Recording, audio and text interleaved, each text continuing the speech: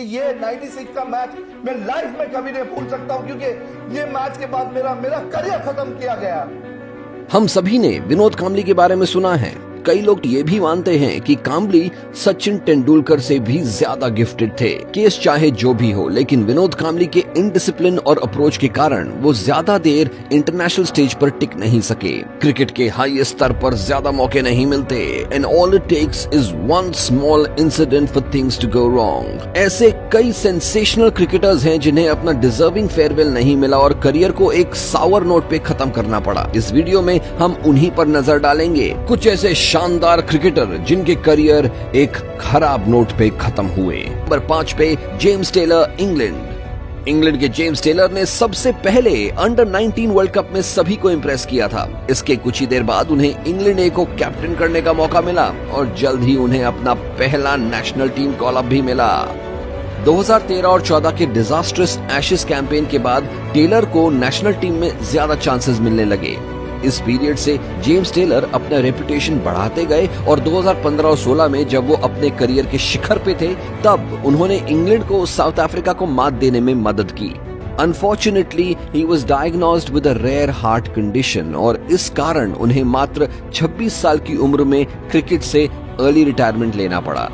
Retirement के बाद Taylor national selector appoint किए गए और वो अब कमेंट्री भी करते हैं। नंबर 4, जॉनथन ट्रॉट बेहतरीन टेस्ट बैट्समैन थे।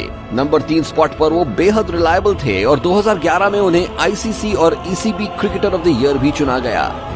धीरे धीरे ट्रॉट इंग्लैंड के बैटिंग एंकर बन गए, लेकिन 2013 और 14 सीजन के एशेज सीरीज ने उनका करियर बदल दिया।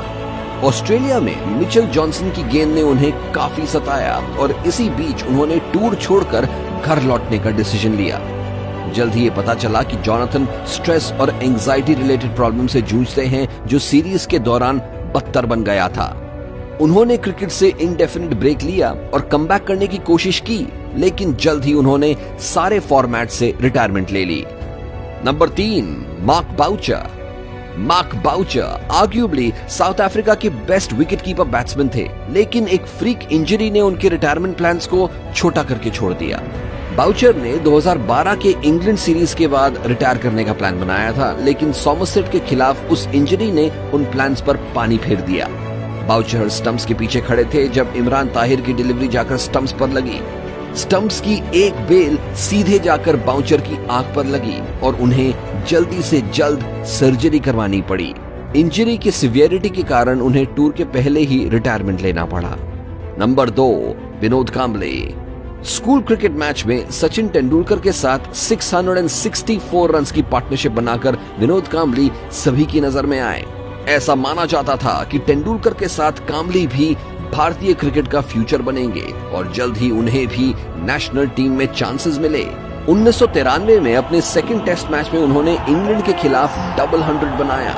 इसके अगले ही मैच में उन्होंने जिम्बाब्वे के खिलाफ भी डबल 100 बनाया और उसके बाद श्रीलंका के खिलाफ 100 से ज्यादा रन बनाए। In doing so, he became the only cricketer to score 100+ runs in 3 different innings against 3 different opponents. लेकिन 1996 वर्ल्ड कप के बाद उनका फॉर्म डिप कर गया और वहां से वो कभी रिकवर नहीं कर सके।